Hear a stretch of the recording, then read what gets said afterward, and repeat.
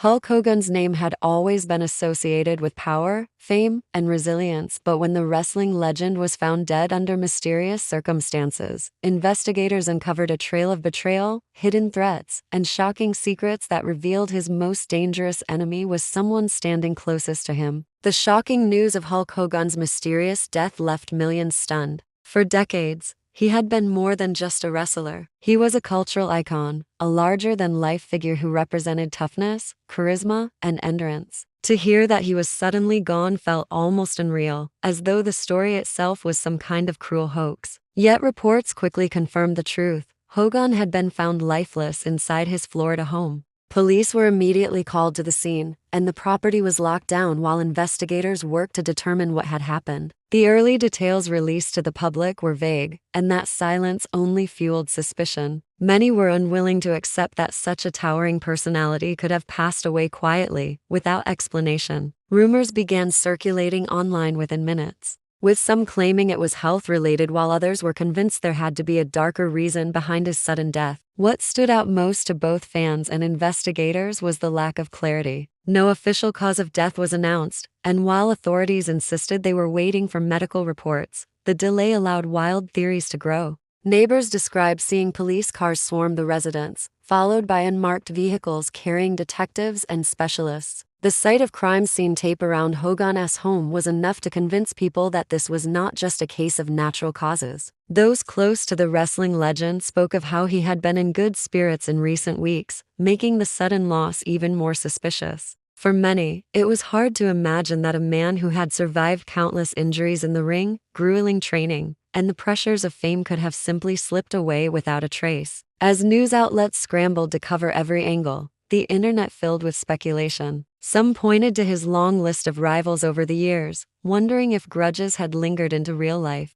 Others believed Hogan's fame might have made him a target for an obsessed fan. What seemed clear, even in the early hours, was that his death carried a weight of mystery that demanded answers. Detectives were said to be carefully examining the scene, looking for any clue that might explain the strange circumstances. While the world mourned, behind the scenes, the police investigation was only beginning. What no one knew yet was that the truth, once uncovered, would prove more shocking than anyone could have imagined. Detectives moved cautiously through Hulk Hogan's home, each detail in the rooms becoming a potential clue. The first thing that caught their attention was the living room. A glass table had been shattered, its pieces scattered across the carpet. Nearby, a chair was overturned as if there had been a brief struggle. What unsettled investigators most was the back door slightly ajar, with faint damage near the lock that suggested it had been forced open. Yet when officers checked the rest of the house, nothing valuable appeared to be missing. Expensive memorabilia, electronics, and personal belongings all remained untouched. This was not the work of a burglar. Whoever entered the house seemed to have one goal: to confront Hulk Hogan directly. The medical examiner's early report deepened the mystery. While there was no immediate sign of obvious wounds, faint bruising was noted around Hogan's neck and shoulders. This finding shifted the focus toward the possibility of foul play. The injuries were subtle, but they were enough to raise alarms. Investigators began piecing together the timeline, gathering surveillance footage from nearby streets and speaking to neighbors who might have seen something unusual that night. Several residents reported hearing noises around midnight, though none of them called the police at the time. One even described the sound of what could have been glass breaking, but brushed it off as nothing serious. The house itself offered mixed signals. On one hand, the disarray pointed toward confrontation. On the other, there were no fingerprints beyond Hogan's and those of his staff. Whoever had entered seemed careful, leaving almost nothing behind. Detectives knew this suggested planning rather than spontaneity. To them, it looked less like a random break-in and more like a targeted visit, one with intent that was still unclear.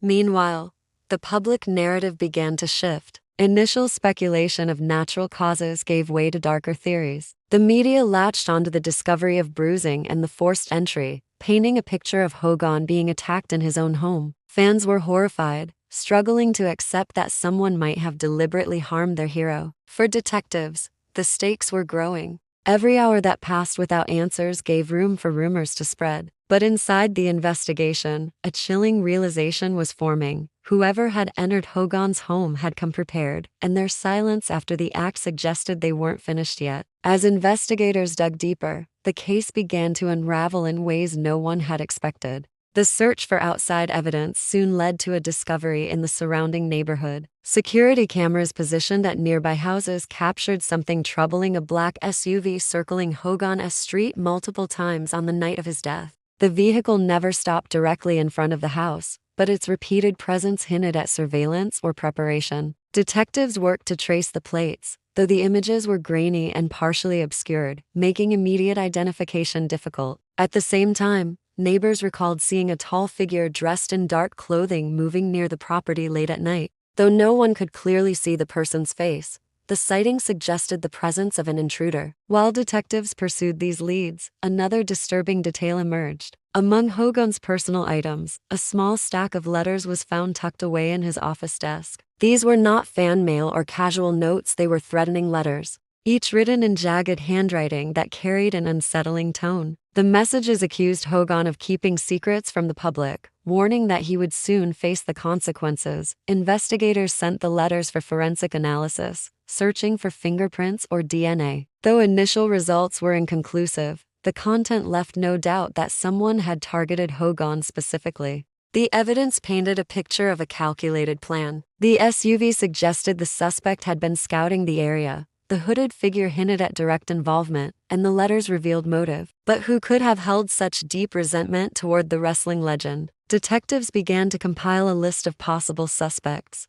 ranging from obsessive fans to individuals connected to Hogan's professional life. Every possibility had to be considered, and each clue suggested that this was no random act of violence. Meanwhile, the press seized upon the new details. The story shifted from shock and grief to speculation about an unknown stalker plotting against Hogan. Television networks replayed the grainy footage of the SUV on loop, while tabloids ran headlines about the shadow following Hogan. As rumors continued to spread, the pressure on investigators grew heavier. They were no longer simply solving a death, they were facing a case that was turning into a full-blown national mystery. The presence of an unseen enemy lurking in Hogan's final days made the investigation more urgent than ever, and detectives knew they were chasing someone who had already proven they could outsmart the cameras, the neighbors, and even Hogan himself. The investigation reached a turning point when financial records tied to Hogan's estate revealed unexpected conflicts.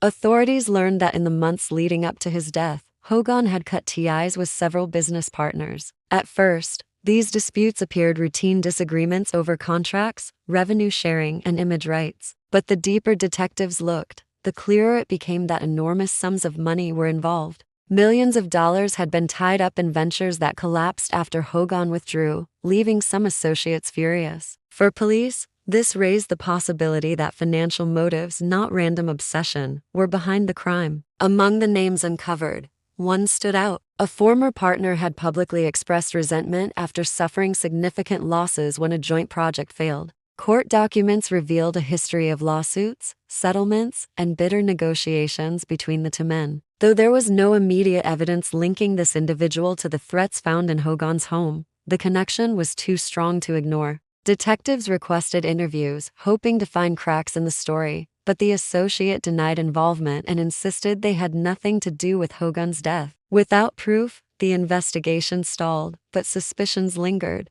At the same time, media speculation reached a fever pitch. News outlets pushed theories of organized crime, citing Hogan's involvement in entertainment industries where shady deals were not uncommon. Some claimed his death could have been orchestrated as a warning or a cover-up. Others suggested connections to underground groups with ties to illegal gambling, insisting Hogan may have gotten caught in something larger than himself. These theories, while sensational, complicated the investigation by flooding it with false leads. Detectives were forced to separate fact from fiction, focusing only on evidence that could withstand scrutiny in court. Despite the chaos, one chilling realization became clear: Hogan's death was not the result of a random encounter. The intruder who entered his home had a clear purpose, and the motive seemed rooted in betrayal, business, or both. The lack of stolen property, the deliberate force used on the door, and the carefully hidden identity of the suspect all suggested planning. Hogan had likely been chosen for reasons that stretched beyond personal dislike. As the investigation expanded, detectives began to see the outlines of a carefully constructed scheme, one that pointed not toward a stranger in the night but someone who had once stood close to Hogan's inner circle, with both the means and motive to take everything from him.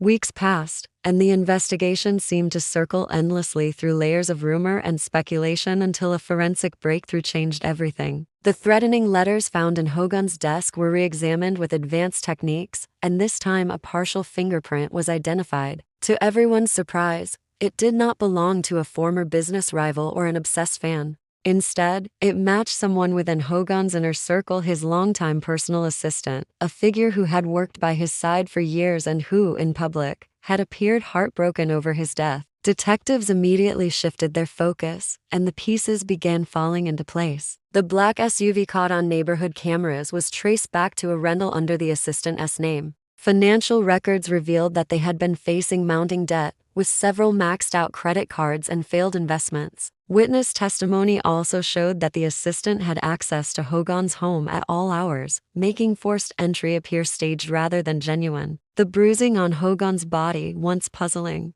now fit with a struggle between two people who knew each other. Detectives believed the assistant had confronted Hogan over money, perhaps demanding help that was refused, leading to a fatal confrontation. What shocked investigators most was the level of deception. The assistant had been the one providing police with updates about Hogan's schedule, feigning cooperation while secretly covering their tracks. They had even given statements to the press, standing among grieving fans and friends, carefully hiding the truth behind a mask of loyalty. To the outside world, they were seen as a victim of tragedy, someone who had lost their employer and mentor. In reality, they were the architect of the crime. When confronted with the evidence, the assistant's alibi collapsed. Rental car receipts, fingerprints on the letters, and digital traces of internet searches about untraceable poisons and how to stage a break-in painted an undeniable picture. Detectives concluded that jealousy, financial desperation, and years of hidden resentment had driven them to act. The person Hogan trusted most had turned against him, believing their connection would shield them from suspicion. For fans around the world, the revelation was devastating.